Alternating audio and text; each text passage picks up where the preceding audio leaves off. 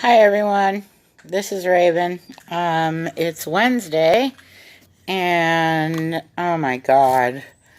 So, I just made this video talking about how not accepting Lyft rides is costing me money. And today I'm going to talk about how Lyft just pisses me off. Alright, so last night was brutal. I didn't get out till a little bit after 6, and they had me rolling pretty quick, but it turns out most of the night, I drove around, I was taking little rides, traveling further than they were going, that sort of thing. It was brutal. So I logged on at about 6:10, 6:15, and by about 2:30, I was pretty pissed off because I was down in Old Town because it was dead everywhere, and ended up in Old Town. If I had been down in Tempe, I would have worked in Tempe. But I was in Old Town, and it was 2 a.m., and I get this ride, and the instructions, it says in the box where the address is, Mint parking lot. So I go to Mint parking lot, and the pin's at Mint, and I'm at Mint, and my timer is not starting because the yellow man is around the corner on the other side of the block. And I was sitting there for about 2 or 3 minutes before I realized my timer wasn't on. And, I really needed to take this ride. And I'm like, you know what? I'm just going to time them out. But I can't time them out because they're on the other side of town. And so I'm like, you know what? I'm not playing this game. Okay, I also have a rule. If they're calling me before the pickup, I don't answer the phone because it runs into a problem. And a lot of times, if they're calling me before I get there, I'm canceling them because that's an indication this is a person who's an asshole about ratings. And so I'm sitting there, and the phone starts ringing, and I don't answer it. And they call again, and I don't answer it. And I'm thinking, what am I going to do? So then they tell me, we're in front of Hi-Fi. Okay? So I start driving over there because I want my timer to start. And I get another note. They change the pickup location again. Now they're at Whiskey Row. Okay? So I drive around the block, and I get over to the street that intersects with the street that both Hi-Fi and Whiskey Row are on, that are right next to each other. And nobody's there. The lights are all off on all these businesses. The street is pitch black, and there's 2 people, a guy and a girl, and the guy takes a step and waves at me. And I'm like, you're not at Hi-Fi or Whiskey Row. I'm not picking you up. I'm gonna time you out. And I'm thinking this, right? And so I drove by him, and I still couldn't get my timer to start. And I didn't want to sit there because I was gonna have to wait 5 minutes and have to tell these people I'm not picking them up.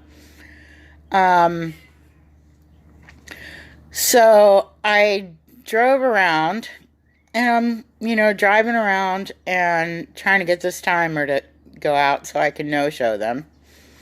Okay. And they call me a couple more times, and I finally no-show them, and I don't get paid on it. Okay. So Lyft has this new thing on my app that's telling me that I can now call them again, or request for them to call me, which has not been available for the last several months. And I was told it's because they eliminated that department after the IPO. Um, so I go in, I follow the directions.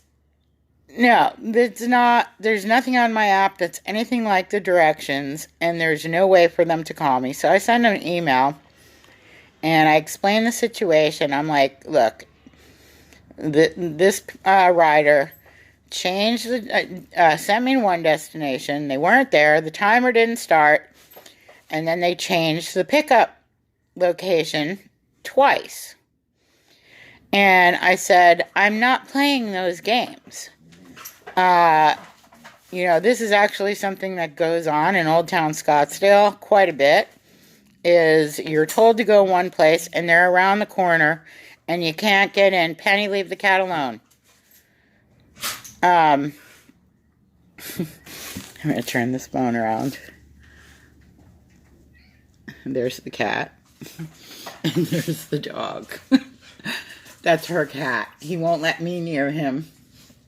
But he will let her molest him. Penny, that's enough. Penny!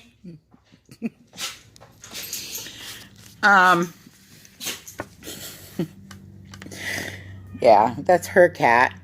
Ever since he was a kitten, he was born at the end of my bed to a feral mama cat. And he decided he hates me, but the dog can maul him. So, they send me back an email telling me, well, I'm not eligible. And I was like, no. I am eligible for this cancellation. I'm not playing games with these people. Okay? My time was wasted. I'm driving around the block looking for them. And this is just Lyft's way of not paying a driver. And it's abusive. And I'm not playing that game with the passenger or with Lyft. You need to charge this guy for a no-show and pay me. And then the person emails me back, well, I see that you accepted the ride at 1:57 a.m. and you canceled it around 2 o'clock. And I'm like, no, I canceled it at 2:08. And I explained the whole thing again to them, sent them a screenshot of the ride. And I said, no, this is unacceptable. I said, you can either charge the rider and pay me my $5 now, or I'll go down to the hub and get $15. Which, if I do go down to the hub, I will get $15. But going down to the hub is like a 3-hour, cut out of my day. And it's a pain in the ass. And it's like banging your head against the wall. Because they give you all sorts of double talk if you try to express, any feelings about any bullshit that they pull on us drivers. And part of it was also, look, by the time I was done with this phone call, or the time I was done with everything, because I stayed on the Lyft platform because they were giving me rides, and because also they gave me a PPZ. So that ride was, first started, it was a no-show, no pay. Okay, then I got another one. That was a no-show. Then I got a cancel. And then I finally got the PPZ ride, and I ended up with a really cool guy from New York who, knew everywhere that I had ever lived in New York and Connecticut, and had friends in my old hometown, and we had a smoke together, nicotine, not marijuana. And he was just really cool, and I hung out and had a smoke with him, so that was maybe 10 minutes of time. But it was now 5 of 3, and I'm tired, and I made $11 during that hour bullshitting around with Lyft, and that's unacceptable. And I was like, look, you guys kept me tied up for 45 minutes at 2 a.m. when I could be elsewhere taking work from other entities, or in different areas of town. I said, you guys need me down here. There's no one down here. And I'm not playing the games with you or the customer, and I need to get paid. And I got an email back saying, or actually we were texting at this point, saying that, she's going to forward my, a summary of our conversation to Lyft and tell them they need to charge this guy, and she paid me. So that was cool. But, again, having to call them and doing this is a pain in the ass. But you know what? It's a pain in the ass for all of us. And it's really important that we don't let them slide on this. I may have hedged a little bit, but I'm pretty ethical most of the time. But it's gotten to the point where there's certain situations, these riders need to be disciplined. Okay? Because you can't be pulling this shit on drivers and wasting my time. Okay, so anyway, in terms of earnings, last night was brutal. I was getting short rides going nowhere. I only ran about 150 miles, which is actually very unusual, because usually I run at least 300, if not almost 400 a night. And I only put 15 gas in to top up the tank at the end of the night. By the time I got to West Central Phoenix to drop the car off. And so I ended up with about $77 on Uber and about $67 on Lyft for a 9-hour shift. I was logged on at about 6:15, and I actually was really tired and I wanted to go home, and I was fed up, and I got a ride from the Chaparral Suites. It was a scheduled ride going to the airport, and the address was the Chaparral Suites address, but it said something weird on there. It said letter. It was an acronym, PSAV or something like that, and I was like, what the fuck is this, right? So the app went by the main entrance to the Chaparral Suites and turned me into the side driveway just north of the building and took me to the back of the building. And here's this guy, and he's sending me a text. I'm at the Chaparral Suites. No shit. Well, why doesn't it say Chaparral Suites? Or rather, it's not Chaparral Suites anymore. It was for years. It's now an Embassy Suites. This is what I'm thinking, again, don't tell me how to do my job, okay?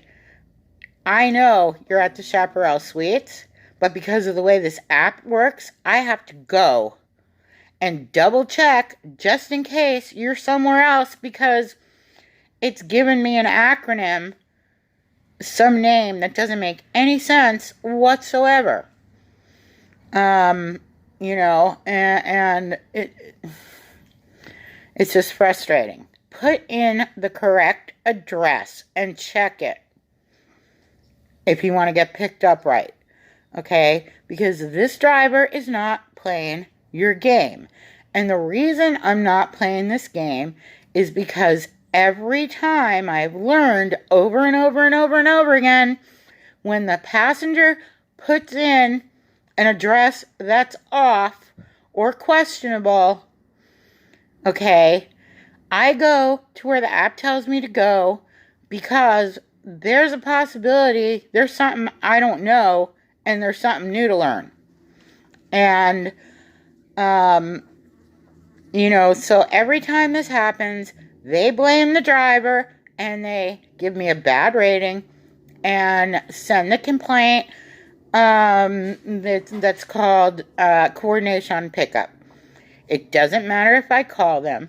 It doesn't matter if they call me. Okay? No matter what I do, they're going to give me a bad rating because I went 25 feet away from their stop first to check for them to make sure that I'm following directions, because that's what the app told me to do. And if they're there, then I've done the right thing. Yeah, so last night between both apps, I did about 150. I took the last ride at 2:57. It went to the airport, and I was able to get up to Driver Dave's to drop the car off, and have it gassed up and vacuumed by about 3:50, which is in time for him to start his shift at 4 a.m. And sorry, this is shaking a little bit, but I'm holding it in my hands. I'm leaning on this little table I have, sitting outside with my dogs. I guess I'm at about, 2:30 and 150, 3:30, about 380 for the week. For about, I'm going to say 21 hours online. All right. Thank you, everybody, for watching. Please like and subscribe, and I will talk to you later.